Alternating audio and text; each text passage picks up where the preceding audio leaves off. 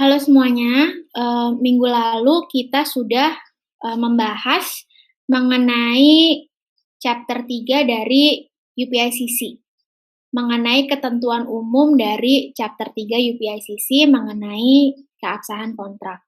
Jadi kali ini akan dibahas section 2 dari UPICC mengenai ground for avoidance. Kalau di diktat, avoidance ini diterjemahkan sebagai penolakan pelaksanaan kontrak. Tapi yang dimaksud penolakan pelaksanaan kontrak di sini adalah pembatalan kontrak. Jadi alasan-alasan untuk membatalkan kontrak. Kita mulai dari artikel 3.2.1. Di sini membahas mengenai khilaf, kehilafan atau kekeliruan. Kalau KUH Perdata Indonesia menggunakannya istilah hilaf. Kalau UPICC menggunakan istilah mistake. Jadi bisa ditranslate juga, diterjemahkan juga sebagai keliru.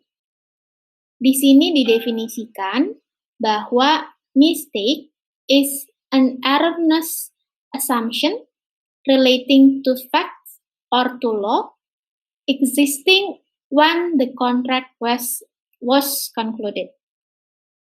Jadi dari artikel 3.2.1, UPICC itu tidak membedakan antara hilaf terhadap fakta atau hilaf terhadap hukum yang berkaitan dengan kontrak.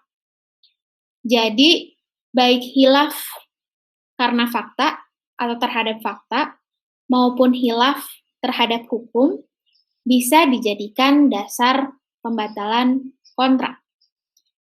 Hilaf terhadap fakta itu maksudnya seperti apa? Hilaf terhadap fakta itu contohnya kekeliruan pemahaman mengenai objek kontraknya. Kalau yang terhadap hukum, kekeliruan terhadap aturan hukum yang terkait dengan kontrak. Ingat ya, bukan yang berlaku untuk kontrak, tapi yang terkait dengan kontrak. Jadi misalnya, ada kontrak antara eksportir dengan importir. Objeknya adalah batu bara. Di dalam kesepakatannya tidak disepakati secara jelas spesifikasi batu bara yang akan diekspor itu seperti apa. Importir beranggapan bahwa batu bara yang dikirim oleh eksportir harusnya yang spesifikasinya sesuai dengan kebutuhan importir loh, yaitu misalnya untuk pembangkitan tenaga listrik. Jadi harus memenuhi bisa dipanaskan sampai berapa derajat dan lain sebagainya. Ternyata dari eksportir, asumsinya adalah ya batu bara yang dikirimkan adalah batu bara yang dihasilkan oleh eksportir karena tidak ada kesepakatan mengenai spesifikasi khusus batu baranya. Jadi di sini ada kekeliruan terhadap fakta yang berkaitan dengan kontrak. Kalau terhadap hukum, terkait dengan ketentuan di dalam hukum yang relevan untuk kontraknya. Bukan hukum yang berlaku, tapi hukum yang relevan untuk kontraknya. Misalnya, tadi kontraknya kontrak ekspor-impor batu bara. Berarti ada undang-undang mineral dan batu bara di Indonesia, kemudian di negara lain juga pasti ada ketentuan mengenai ekspor-impor batu bara. Para pihak kemudian menemukan satu ketentuan di dalam aturan tadi yang tidak jelas. Jadi mereka mengasumsikan ketentuan tersebut atau menafsirkan ketentuan tersebut berdasarkan pemahaman mereka. Mereka tidak melakukan Pengecekan ke dokumen pembuatan undang-undangnya karena tidak tersedia untuk umum, mereka hanya bertanya ke instansi dan jawaban dari instansinya juga tidak menjawab, tidak pasti, tidak memberikan kepastian. Jadi ada kesalahpahaman mengenai arti dari ketentuan di dalam undang-undangnya, ketentuan hukumnya. Itu khilaf terhadap hukum yang berkaitan dengan kontrak. Sekali lagi, bukan hukum yang berlaku untuk kontrak, jadi nggak perlu dilihat kaidah HPI-nya dulu, nggak perlu dilihat pilihan hukum para pihak, yang penting adalah hukum yang berkaitan dengan kontraknya. Kemudian yang kedua, yang penting dari artikel 3.2.1 adalah kapan si kekeliruan itu terjadi sehingga dapat menjadi dasar untuk membatalkan kontrak. Menurut 3.2.1, yang menjadi pokok penentuan mengenai khilafan adalah bahwa khilaf mengenai fakta atau hukum tadi terjadinya pada saat pembentukan kontrak, bukan pada saat pelaksanaan kontrak. Jadi harus ketika masa pembentukan kontrak, bukan masa pelaksanaan kontrak. Kalau kontraknya sudah ditandatangani, sudah terbentuk, karena kan kalau UPICC nggak perlu bentuk tertentu ya, yang penting ada kesepakatan. Kesepakatannya sudah ada, kemudian baru terjadi kekeliruan, itu nggak bisa menjadi dasar pembatalan kontrak. Harus kekeliruannya itu pada saat pembentukan kontrak. Jadi di komentarnya disebutkan, dijelaskan, apabila pemahaman para pihak mengenai fakta dan hukum sudah benar pada saat pembentukan kontrak, tetapi salah dalam menilai prospek kontraknya, kemudian menolak melakukan kewajiban, maka hal ini tunduknya pada ketentuan mengenai non-performance, bukan mengenai khilaf, bukan mengenai mistake, bukan mengenai alasan pembatalan kontrak. Jadi sekali lagi, kalau mistake-nya, kalau kekeliruannya terjadi pada saat pelaksanaan kontrak, diselesaikannya bukan dengan pembatalan kontrak, tapi dengan ketentuan non-performance atau one prestasi. Nah, contoh kesalahan dalam menilai prospek kontrak atau kesalahan dalam pelaksanaan kontrak itu bagaimana? Maaf, bukan kesalahan, tapi kekeliruan. Misalnya, para pihak melakukan jual beli minyak mentah. Si pembeli itu melakukan jual beli dengan asumsi bahwa harga minyak akan naik. Jadi dia membelinya dalam jumlah banyak supaya nanti bisa dia jual lagi. Jadi dia bisa mendapatkan keuntungan. Kalau yang seperti itu sebenarnya adalah kekeliruan yang terjadi akibat atau terkait dengan prospek kontraknya, salah dalam menilai prospek kontrak. Kalau kejadiannya seperti itu, ya tidak bisa meminta pembatalan. Solusinya adalah kalau si pihak pembeli kemudian membatalkan sebagian pesanan karena ternyata tren harga minyaknya turun, maka si penjual bisa menggugat ganti rugi berdasarkan ketentuan non-performance atau ketentuan non-prestasi, atau mungkin force majeure atau hardship, tergantung keadaannya seperti apa. Yang intinya, poinnya adalah tidak bisa menggunakan ketentuan untuk pembatalan kontrak. Jadi harus dengan ketentuan lain yang terkait dengan tidak dilaksanakannya suatu prestasi. Kemudian kekeliruan yang terjadi pada saat pelaksanaan kontrak, itu gimana? Contoh paling simpel adalah kekeliruan terhadap hukum, ketentuan hukum yang terjadi ketika kontraknya sudah terbentuk, mereka lagi dalam proses pelaksanaan kontrak, kemudian salah satu pihak salah memahami ketentuan hukum baru yang dikeluarkan oleh pemerintah dan mempengaruhi pelaksanaan kontrak. Kalau seperti itu, lagi-lagi diselesaikannya bukan dengan pembatalan, tapi dengan ketentuan non-performance atau wan prestasi. Sekarang kita masuk ke pasal 3.2.2 tentang relevant mistake. Khilaf keliru yang seperti apa yang bisa dijadikan alasan pembatalan kontrak.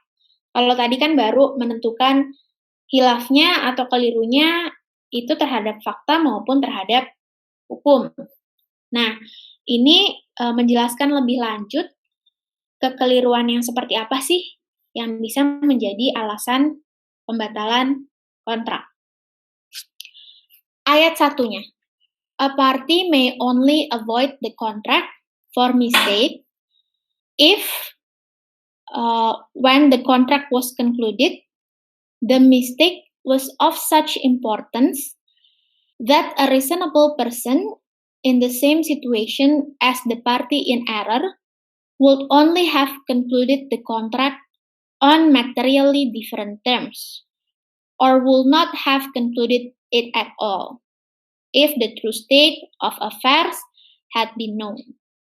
Jadi ayat 1 ini mengatakan bahwa salah satu pihak hanya boleh membatalkan kontrak atas dasar kekeliruan, atas dasar kehilafan, ketika pada saat kontrak terbentuk, kekeliruan atau kehilafan tersebut sangat penting, sangat signifikan, sehingga orang pada umumnya yang berada dalam situasi yang sama, kalau dia mengetahui kebenarannya, kalau dia tidak keliru, dia akan menutup kontrak dengan syarat dan ketentuan yang betul-betul berbeda, atau sama sekali tidak menutup kontrak.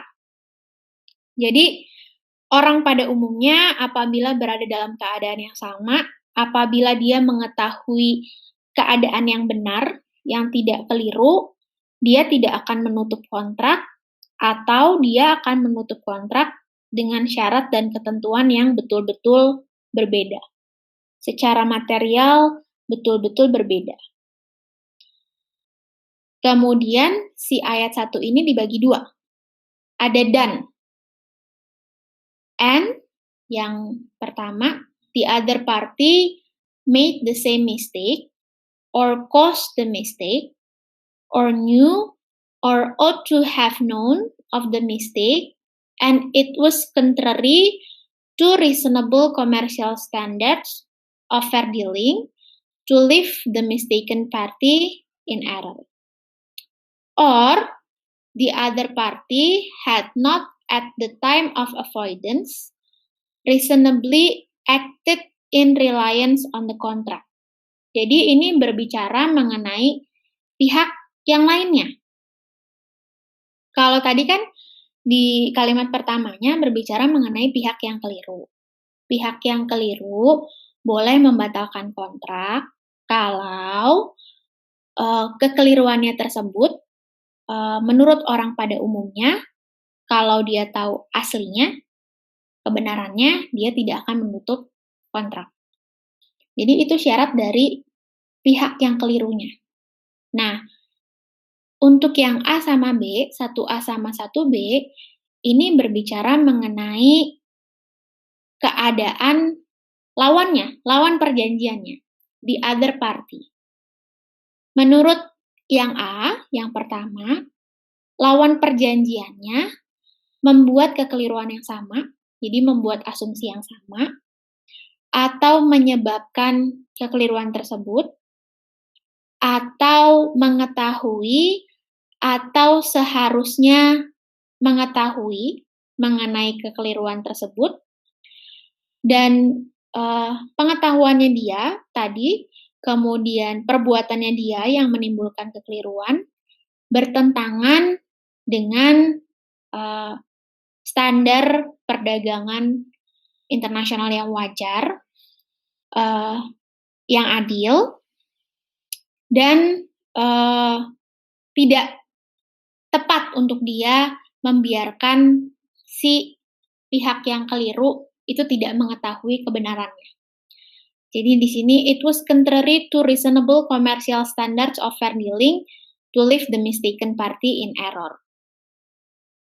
Menurut ketentuan perdagangan yang wajar mengenai transaksi yang adil, tidak boleh membiarkan lawan perjanjiannya keliru. Kemudian yang kedua, di sini kata sambungnya or, atau. Jadi alternatif. Nggak harus dua-duanya terpenuhi.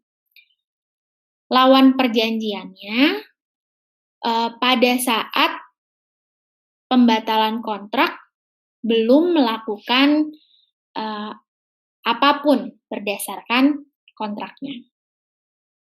Nanti untuk contoh dan untuk jelasnya akan dilanjutkan dan dijelaskan di slide berikutnya.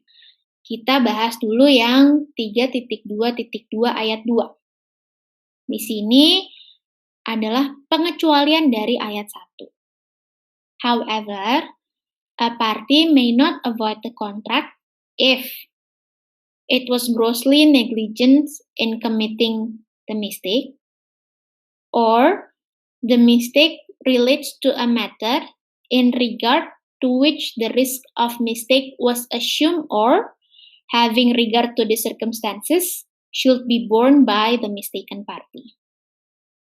Jadi, ayat 1 kan tadi berbicara mengenai haknya pihak yang keliru untuk membatalkan kontrak. Ayat 2 berbicara mengenai pengecualian. Pihak yang keliru itu tidak boleh membatalkan kontrak kalau dia sendiri itu lalai, sehingga dia keliru. Kekeliruannya itu diakibatkan oleh kelalaiannya.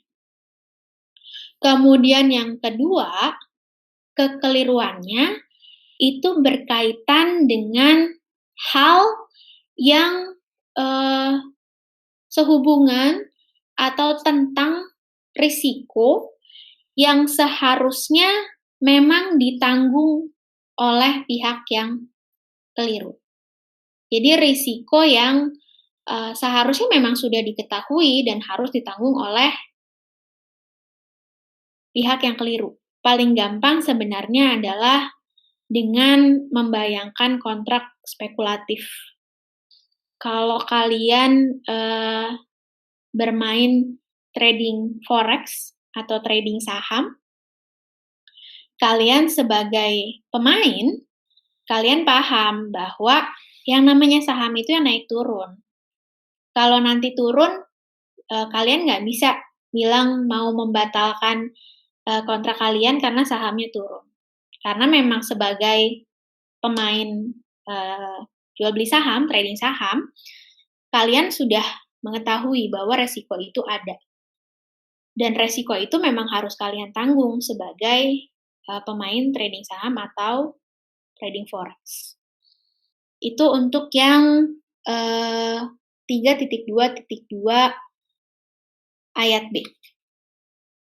Sekarang kita masuk ke komentarnya artikel 3.2.2. Yang pertama tadi, syarat mengenai kekeliruan yang harus serius, yang harus penting, yang harus signifikan. Jadi di sini disebutkan kekeliruannya, kehilafannya itu harus serius. Menentukan seriusnya, menentukan pentingnya, menentukan signifikansinya itu bagaimana. dilihat dari apakah orang dalam situasi yang sama akan mengadakan kontrak atau berkontrak dengan ketentuan yang berbeda sama sekali. Jadi yang perlu dilihat, satu, tentunya kehendak atau intention. Kemudian dua, standar perdagangan pada umumnya. Yang ketiga, kembali lagi ke usage and practices. Tentunya kalau di sini kita tidak berbicara practices ya. Kalau practices atau pola perilaku kan harus ada kontraknya dulu, harus berkali-kali, ada pola perilakunya. Jadi di sini yang dimaksud praktik kebiasaan adalah praktik kebiasaan yang diterima dalam perdagangan internasional. Atau yang usages, bukan yang practices. Jadi sekali lagi, untuk tadi menentukan orang pada umumnya, tadi kan waktu kita bahas artikelnya, orang pada umumnya dalam situasi yang sama, kalau tahu kebenarannya, dia akan memilih untuk berkontrak dengan syarat dan ketentuan yang betul-betul berbeda, atau memilih untuk tidak berkontrak sama sekali. Nah, sekarang ukuran orang pada umumnya itu gimana? Yang pasti dilihat dari standar perdagangan pada umumnya dan praktik kebiasaan. Kalau nggak ketemu, kalau nggak ada, aduh ini transaksinya unik banget, belum pernah terjadi. Maka dilihat dari maksud dan kehendak para pihak. Kemudian kondisi yang kedua, yang kumulatif dengan serious mistake. Yang tadi ada kata sambung and atau dan, yaitu mengenai kondisi dari pihak lawannya, kondisi dari lawan perjanjian yang tidak memohon pembatalan kontrak. Jadi conditions of party other than the mistaken party, other than the party invoking avoidance of contract. Yang pertama, si pihak lawan tersebut juga harus khilaf, baik terhadap fakta maupun terhadap hukumnya. Jadi tadi kalimat yang pertama, the other party made the same mistake. Kemudian yang kedua, pihak tersebut yang menyebabkan kekeliruan. Kemudian yang ketiga, pihak tersebut mengetahui atau sepatutnya tahu kehilafan dari si pihak yang hilaf, pihak yang keliru, tetapi tidak melakukan apapun. Dan yang keempat, pihak tersebut belum melakukan tindakan berdasarkan kontrak. Kumulatif atau alternatif. Kalau dilihat dari 3.2.2 ayat 1, setelah huruf A, kata sambungnya or, atau. Jadi ini, yang keempat hal ini, alternatif. Sekarang, kita berbicara mengenai kondisi dari pihak yang keliru. Yang tadi 3.2.2 ayat 2. Pihak yang hilaf, pihak yang keliru, itu nggak boleh membatalkan kontrak kalau dia sendiri lalai. Atau kalau kekeliruannya berkaitan dengan resiko yang telah diperkirakan atau sepatutnya ditanggung oleh pihak yang keliru atau mistaken party. Jadi contohnya di sini kontrak spekulatif yang tadi trading forex sama trading saham. Atau kalau di sini ditulisnya mengenai nilai tukar, kontrak mengenai nilai tukar tidak dapat dibatalkan atas dasar si pihak yang meminta pembatalan kontrak sudah memperkirakan dolar terhadap rupiah akan turun, rupiah akan menguat gitu. Tapi ternyata rupiahnya nggak menguat-menguat. Nah, itu nggak bisa dijadikan alasan keliruan. Kemudian untuk contoh-contohnya sebetulnya bisa dilihat di dalam diktat. Di sini ada keadaan yang berkenaan dengan pihak yang bukan pihak yang telah keliru. Jadi yang kedua di sini, conditions of party other than the mistaken party. Contohnya, ketika A dan B menutup kontrak penjualan sebuah mobil sport, mereka tidak menyadari dan tidak mungkin menyadari fakta bahwa pada saat itu mobilnya telah dicuri orang. Jadi di sini pihak lawannya juga hilaf terhadap fakta kontraknya, terhadap objek perjanjiannya. Dia pikir mobilnya masih ada di garasinya, jadi dia bikin perjanjian jual beli. Ternyata mobilnya hilang dicuri. Jadi baik pihak yang keliru, si pembeli maupun si penjual, itu sama-sama keliru memahami fakta yang berkaitan dengan kontrak. Ini ilustrasi lain dari pasal 3.2.2 ayat 2b. Tadi ke pengecualian untuk pembatalan kontrak. Jadi terkait dengan kondisi pihak yang keliru, kondisi pihak yang meminta pembatalan kontrak. Jadi ada A, dealer barang antik, melakukan jual beli Gucci dari dinasti asing yang memerintah Tiongkok dengan harga yang wajar dan adil. Si B, kolektor barang antik, adalah pembelinya. Ternyata di kemudian hari si A sadar bahwa Gucci ini berasal dari dinasti Qing dan memiliki harga jual yang lebih tinggi. Kehilafannya terjadinya kapan?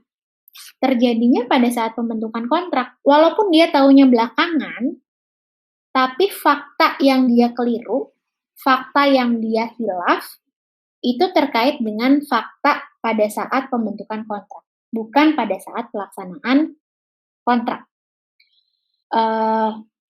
Jadi di sini A tidak dapat membatalkan kontrak bukan karena kehilafannya terjadi pada saat pelaksanaan kontrak, tapi karena risiko bahwa Gucci tersebut berasal dari dinasti Qing harusnya sudah diperkirakan atau memang selayaknya ditanggung oleh dealer.